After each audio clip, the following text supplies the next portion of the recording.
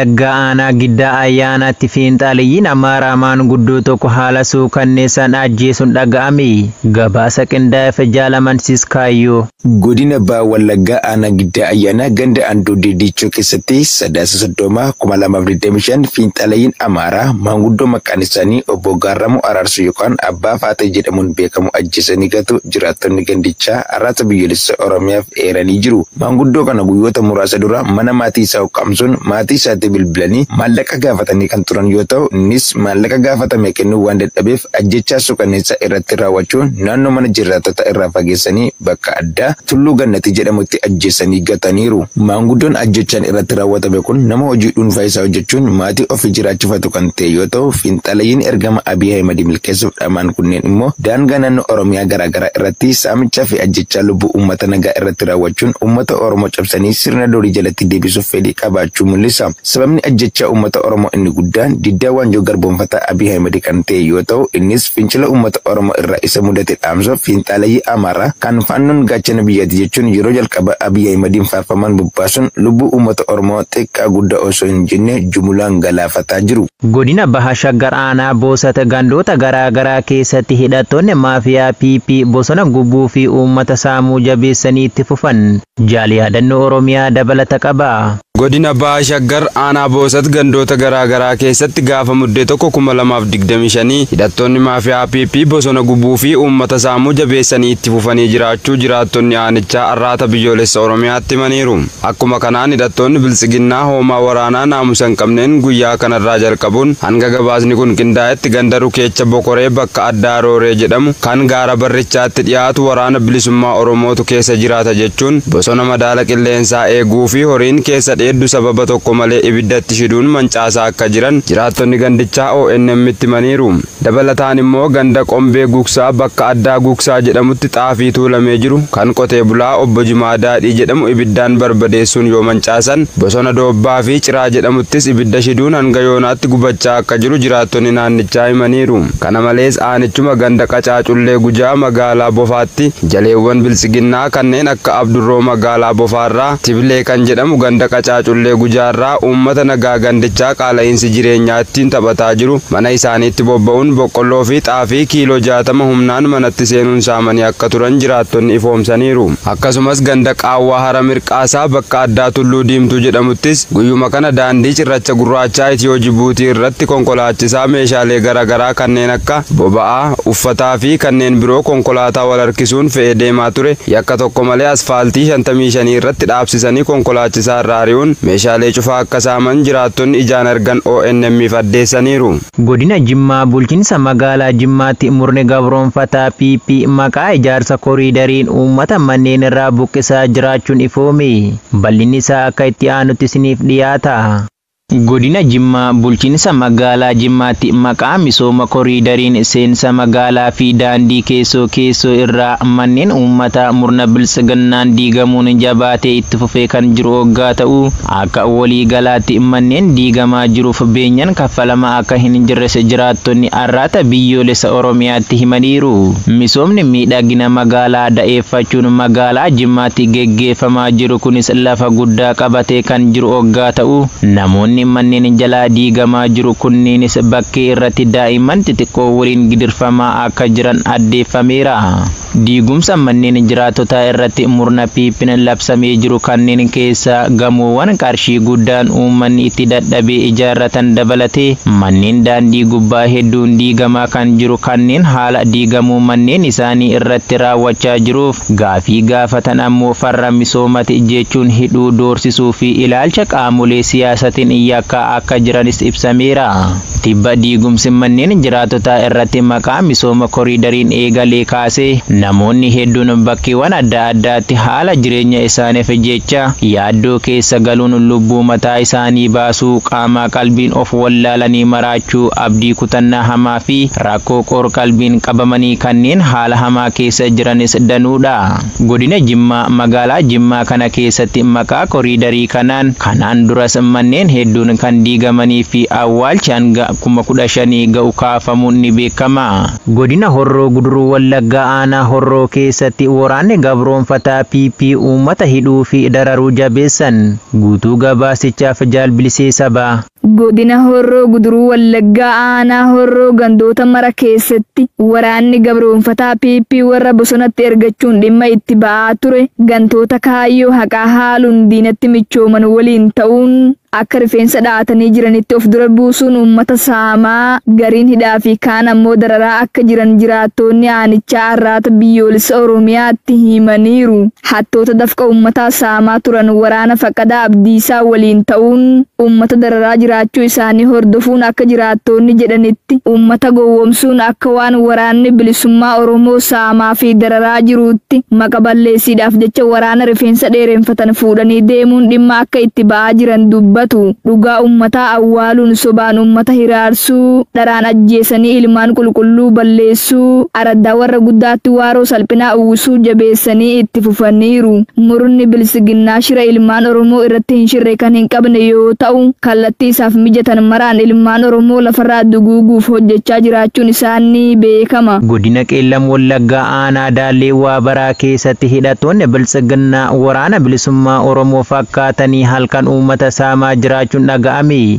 Gabaasa qindaa'eef Jaalsabaa Fana Waggaarii. Godina Qeellam Wallaggaa aanaa Daallee Waabaraa keessatti hidhattoonni murna bilisiginnaa waraana bilisummaa Oromoo of fakkeessuun saamicha hawaasa irratti raawwachaa jiraachuu jiraattonni arraata biyyoolessa Oromiyaaf ifoomsaniiru. Haaluma kanaan aanicha gandoota garaagaraa keessatti gaafa muddee tokko 2025 halkan kallattii waliif kennanii bobbaafamuun saamicha qonnaan bultoota irraan ga'aa kan jiran hidhattoonni sirnichaa kunneen waraana bilisummaa Oromoo of fakkeessuuf wiiggii yookaan rifeensa namtolchee ofitti fo'achuun manneen qonnaan bultootaa irra deemanii saamicha bifa garaagaraan raawwachaa jiru. Akkuma kanaan jiraattota ganda Waayyuu Suphee kan ta'an namoota maqaan isaanii obbo Raamataa Raggaa qarshii 20,000 fi bilbiloota harkaa, obbo Milkiyaas Geetahuun jalaa warqee mormaa haadha manaa irraa baafachuu fi qarshii 50,000 fi bilbila harkaa, obbo Dirribaa Cannaaloo jalaa qarshii 50,000 fi bilbiloota harkaa yoo ta'u ganda Somaayii Kombolchaa jedhamu irraa ammoo nama maqaan obbo Ayyaluu Soneessoo jedhamu qarshii 50,000 bilbila harkaa kan saaman yoo ta'u jiraataa ganda Fogee Kombolchaa maqaan isaa obbo Gaaromaa Dheersaa jedhamu jala qarshii 10,000 fi bilbiloota harkaa saamanii deemuu jiraattonni gandoota kanneenii Oromiyaa Naashinaal Miidiyaatti himaniiru.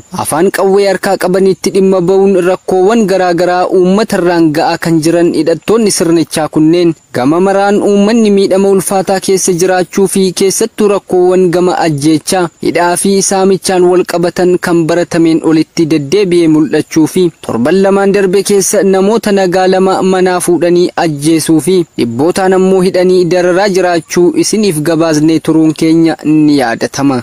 Godina Jimmaa aanaa Saqqaa Coqorsaa keessatti waraanni empaayeratti uummata hidhuun dararuu hammeessan.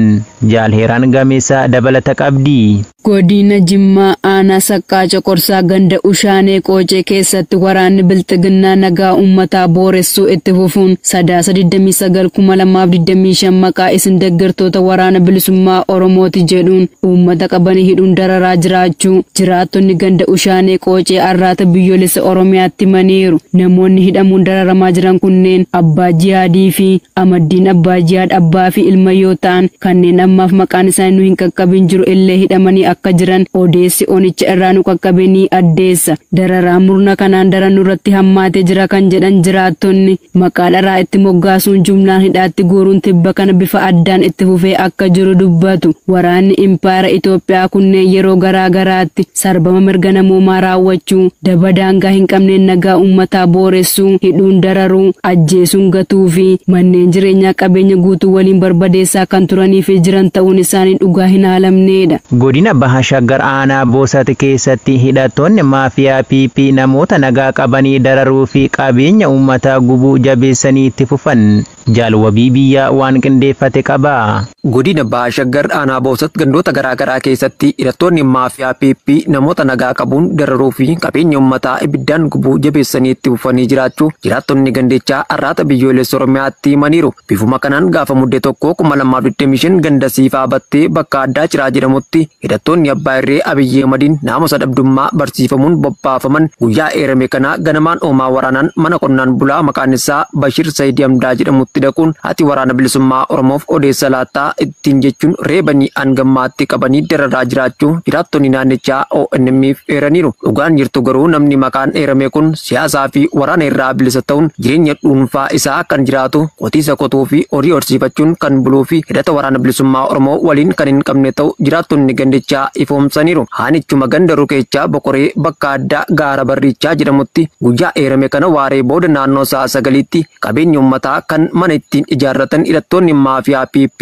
waa balleessuu malee tolchuu hin beekne citaa uummataatti ibidda shiduun gubachaa akka jiru jiraattonni gandichaa aarii qaban ONM'f addeessaniiru. Kana malees ganda Qombee Gugsaa bakka addaa Doobbaa jedhamuttis hidhattoonni badee balleessaan kun bosona uummanni madaala qilleensaaf kunuunsu waraana bilisummaa Oromootu itti galee nu rukuta jedhanii ibidda itti shiduun birmannaa dhabee hangammaatti gubachaa akka jiru jiraattonni naannichaa dabaluun eeraniiru. Murni bilisiginnaa lolaan lafarratti waraana bilisummaa Oromoo dadhabee waan qabuu fi waan gadhiisu wallaaluun akka saree maraattee asiifachi buun bakka waraanni bilisummaa Oromoo keessa hin sochoonetti ilmaan Oromoo fi qabeenyi isaa waliin duguuganii yakka mirga namoomaa fi waraanaa guyyaa guyyaan dalagaa akka oolan gabaasuun keenya ni yaadatama.